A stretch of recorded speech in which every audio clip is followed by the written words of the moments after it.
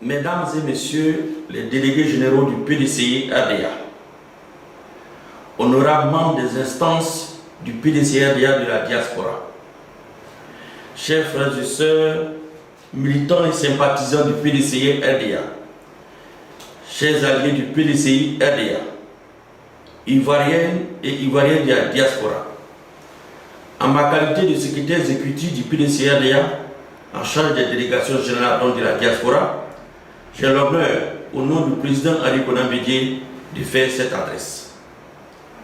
La crise sanitaire que nous continuons de subir a contraint chaque citoyen à rester confiné dans son espace résidentiel.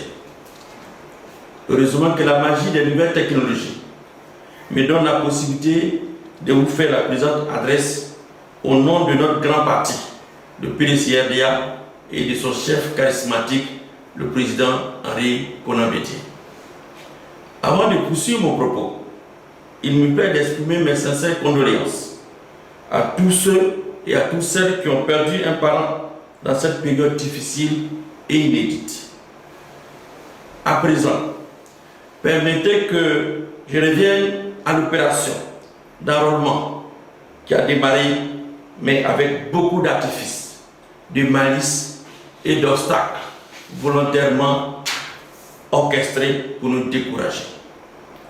Aux États-Unis et au Canada, une conseillère en charge des affaires consulaires à Washington serait débarquée de son poste parce qu'elle aurait refusé de délivrer des cartes consulaires à 600 requérants venus de New York et dont les dossiers comporteraient d'énormes irrégularités.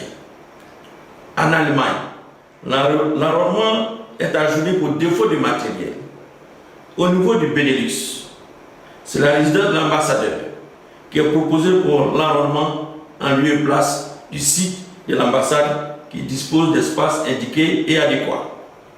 En Afrique, le Bénin et le Togo attendent toujours le démarrage de l'opération d'enrôlement. En France, des départements entiers sont oubliés pendant que les sites d'enrôlement à Paris et Île-de-France sont concentrés dans la banlieue de Seine-Saint-Denis, dans le département de 93. On se demande pourquoi le choix du département 93. Chacun peut en deviner. Bref, les obstacles sont nombreux. Malheureusement pour eux, votre détermination est proportionnelle à ces artifices. C'est pourquoi je salue avec beaucoup de fierté votre détermination sans faille, car vous avez tous compris l'importance de l'élection présidentielle 2020, où la destinée de la Côte d'Ivoire et celle de nos enfants se joue. Frères et sœurs militants du PDCI-RDA et tous les Ivoiriens de la diaspora, soucieux de l'avenir de notre pays, je vous exhorte instamment à demeurer mobilisés pour un enrôlement massif sur la liste électorale. J'invite également tous les délégués généraux du PDCI-RDA à occuper le terrain à travers les membres de leur bureau, ainsi que les bureaux des sections, des jeunes et des femmes. Nous gagnerons par un encadrement de proximité de nos militants en les aidant et les accompagnant pour leur enrôlement. Et surtout, vérifier et s'assurer que celles ou ceux qui étaient inscrits sur la liste électorale de 2010 et 2015 y figurent encore. Restez engagés et serrés, car vous n'êtes pas seuls dans ce combat. Vous avez le soutien total du président Henri Konan Bédié. Henri Konan Bédié, l'espoir de toute une nation et garant des générations futures.